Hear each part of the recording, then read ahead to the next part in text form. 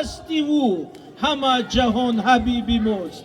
امره برگه تو هستی و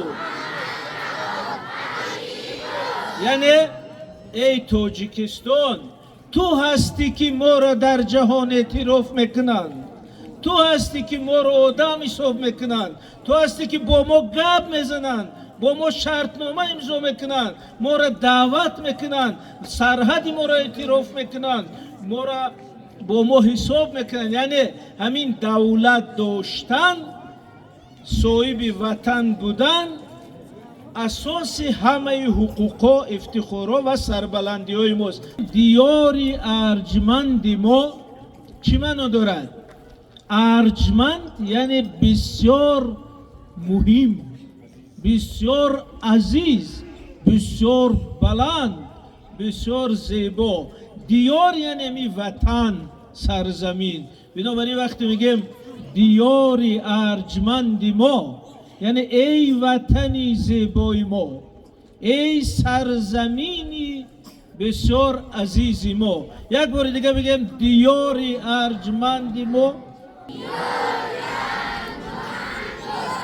ها تمام. یعنی که ای وطنی زیبای ما، ای وطنی عزیزی ما. بعد دوامش چی؟ با وقتی ما سری عزیزی تو بلند بود،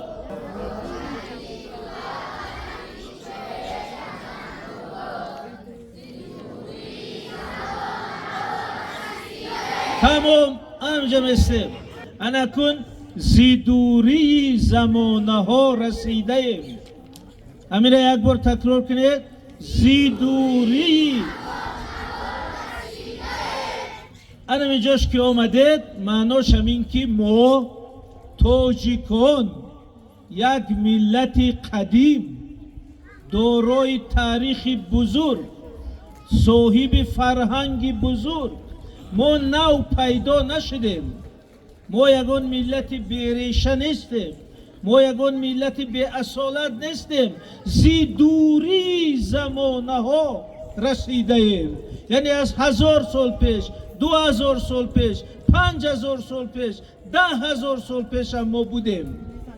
یعنی فهموز زی دوری زمانه ها رسیده ایم یعنی تاریخ بزرگ داریم، فرهنگ قدیم داریم. چه یک باره می رو گوید؟ زیدوری. انا از این بعد وقتی همین جای سرودی ملی، من برای چی وزیر وقتی سخن دادن نبودم؟ من در آمده در دیوارای مکتب سرودی ملی رو کفتم. خوشبختانه در 2 جا بود است. بنابراین هر باری شما به مکتب می دروید همونجا سرود ملی آویزان هم خیلی نگاه میکنه زیدوری زمانه ها رسیده ایم. معناش این که ما یک ملت قدیمی صاحب تاریخ باستانی از دوری تاریخ ما آمدیم. او شاهنامه از اول آدم سر می شود. شاهنشاهای ما چندین هزار سال پیش بودند. بنابراین این معناش دوام از زیدوری زمانه ها رسیده ایم.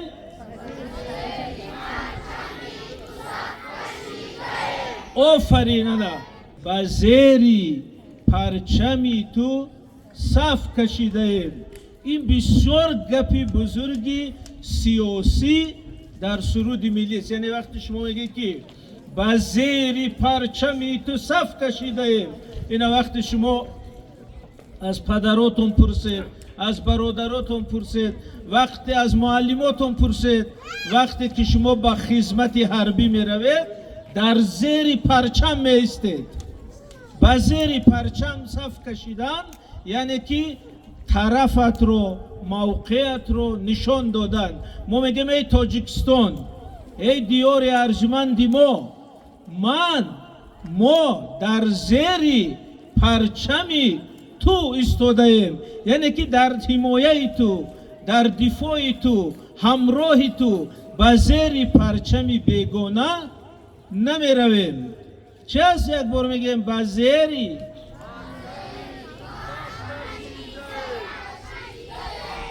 تمام. انا بینه وقتی که همین مصر می آید، انا بچه های مکتب شما میگید که بزیری پرچمی تو صف کشیده ایم، یعنی که من در صفی تو، در جانب تو، در حمایه تو ایستادم ای دیار ارجمند. من به تو خیانت نمیکنم، به زیر یگان پرچم بیگانه نمیروم. همین فهموست؟ پس همین قسم است. هر روز شما در وقتی صدا دادن سرود ملی قسم میخورید که به زیر پرچم تو صف کشیدم. خب دوامش میگه ای وطن تاجیکستانی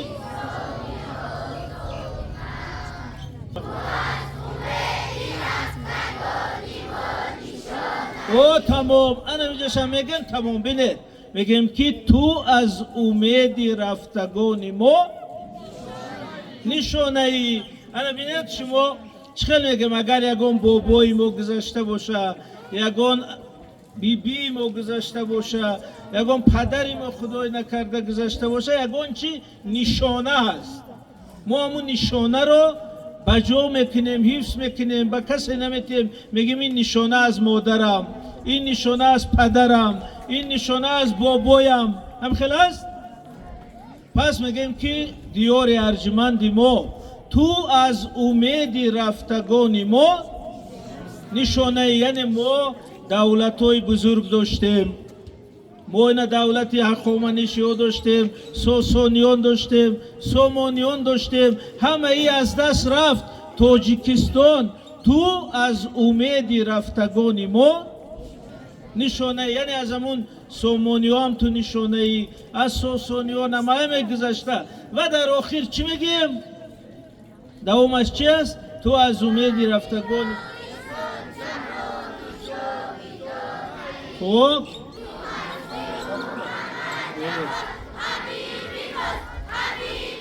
تمام. انا تمام. تو هستی و همه جهان حبیبی ماست. یعنی که در اولش چی بود؟ دیار ارجمند ما، ای وطن ما. آخرش میگیم تو هستی و همه جهان حبیبی ماست. یعنی که ای تاجیکستان، اگر تو نباشی هیچ کس ما رو نمیشناسد. حبیب یعنی دوست. تو هستی که ما رو اعتراف میکنن، تو هستی که از روی تو ما افتخار کرده گشته، تو هستی که در آن فضای صلح و آرامی و امنیت ما زندگی میکنیم. بنابراین تو هستی و همه جهان حبیبی ماست. یعنی که ما صاحب دولت شدیم و همه خلقای جهان ما را اعتراف میکنند. بینید پرزیدنت جمهوری تاجیکستان میرد از نام ما در کشورهای خارجی، در تشکیلات های بین خلقی، در سازمان ملل متحد از نام ما گپ میزنه، چون که او دولت دارد. صدها خلق و ملت های جهان آرزو دارن که دولت داشته باشن، اونا رو هم اعتراف کنن، با اونا هم حبیب شوند، دوست شوند، شرطنامه امضا کنن، ولی اونا رو اعتراف نمیکنن. چرا؟